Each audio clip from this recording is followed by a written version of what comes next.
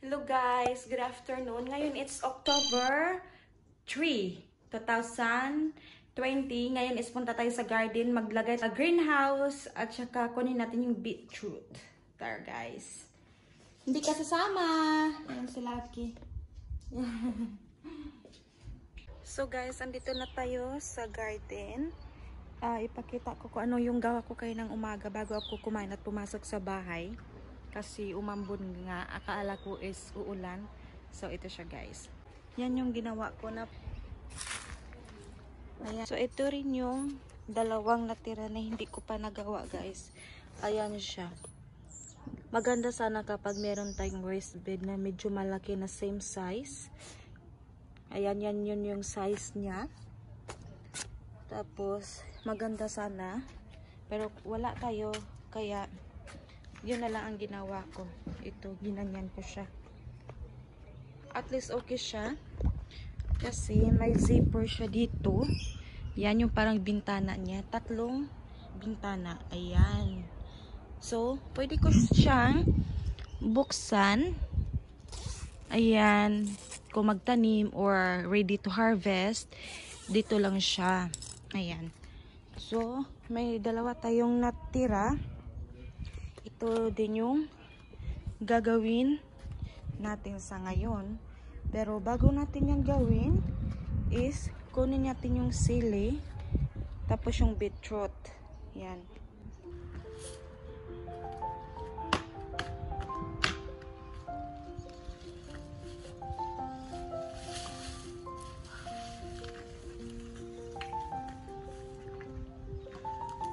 Tingnan nyo guys, ang laki.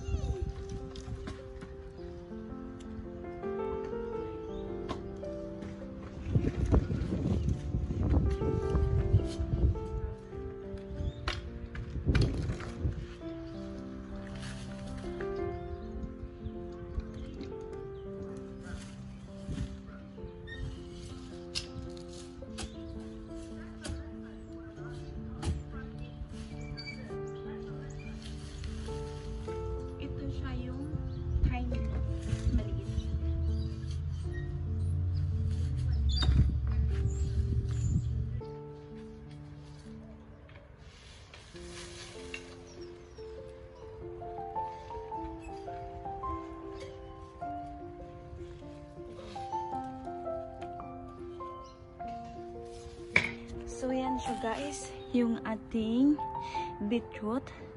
Ayan mga 5 puno. Pero sobrang laki nitong dalawa oh. Ayan, ito. Tapos isa lang yung maliit. Ayan siya guys. Yan. Tapos dito na side, dito natin ilagay yung greenhouse na isa.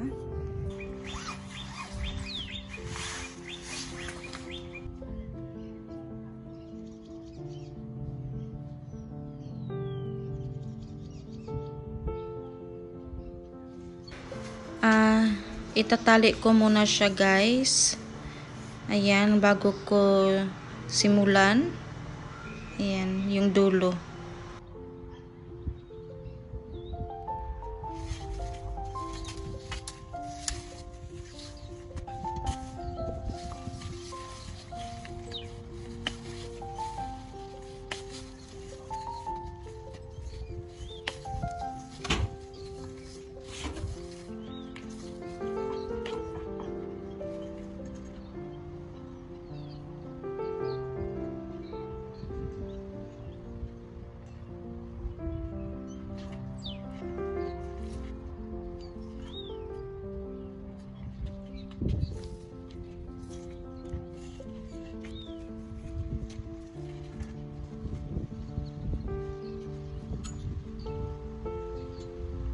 So guys, ayan na siya. Ayan. So ang ginawa ko muna sa ngayon is 2 lang muna. And then yung isa is i-keep natin just in case kung masisira yung isa, maipalit tayo. Pero I think pag hindi naman palaging ulan kasi spring na, tapos pa summer, ganyan. Pero umuulan naman siya, pero minsan 3 araw yung straight, minsan walang ulan sa 1 linggo. So okay lang siguro. Tapos kaya itira natin yung isa. Sa ngayon is itanim natin to, yung purple queen beans dito na side, kasi ito siya, it's mga beans. Tapos ito yung kamatis na nasira natin. So itong kamatis, meron pa namang mga 4 na puno na hindi namamatay, na tumubo, kasi namatay siya kasi sa yung umulan siya ng ice, tapos nag-hail siya, tapos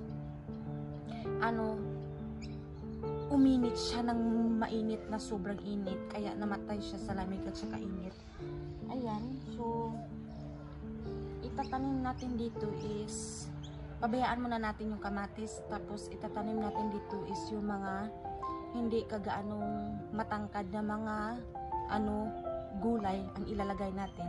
Sa ngayon, ito nga, itanim natin to siya dito nga side, linis muna, tapos dito linisan natin kasi baka maya punta kami ng Bunnings pagdating ni Mr. galing trabaho, tapos magtanim ako kung ano pwede itanim ko dyan sa isa. Ayan, so let's go.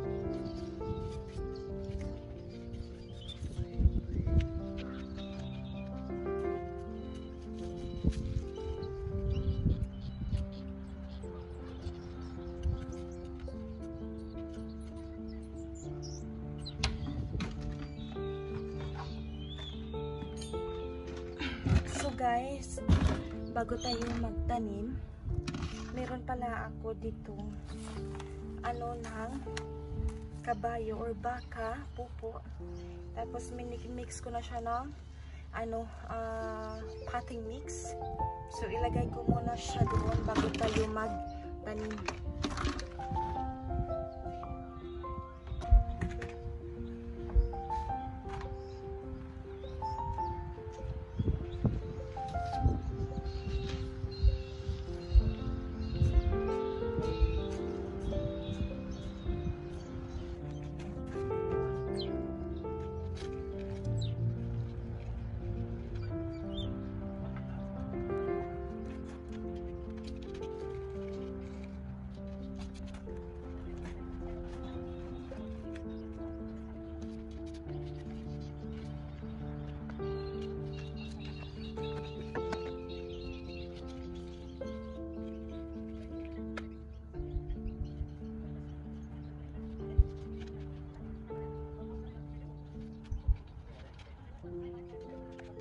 So, ito yung seeds niya.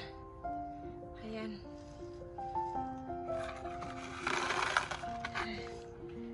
Let's go.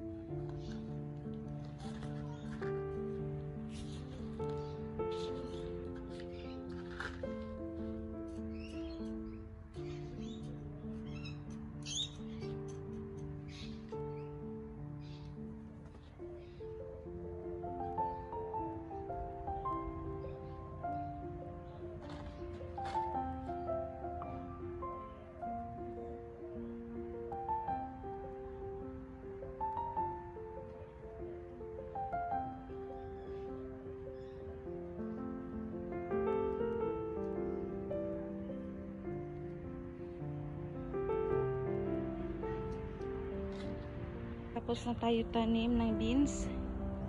Ayan siya guys. Ito yung ating garden. Itong garlic. Itong medyo malaki-laki. Nye. Wala pa. Ang liit. Parang cubes. Yan.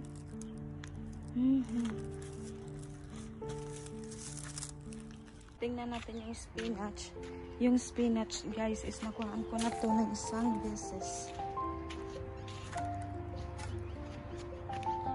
Parang ready to harvest na naman. Ayan. Ang dami. Ayan guys.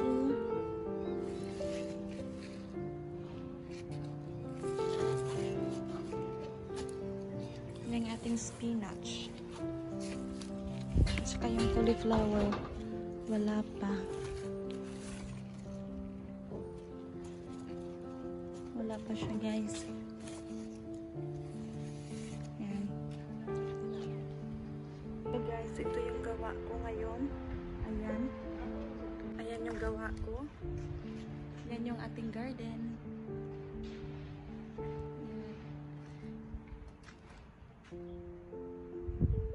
Ayan guys. Maingay sila dito kasi parang nag-aayos sila ng fence din nila dyan. So, yan. So, maraming salamat guys sa inyong panonood. Sana don't forget to like and subscribe and press the bell button para ma-notify kayo sa mga video kong i-upload. Not everyday kasi busy. Ayan. Pero at least may time tayo. So, maraming salamat. Bye-bye!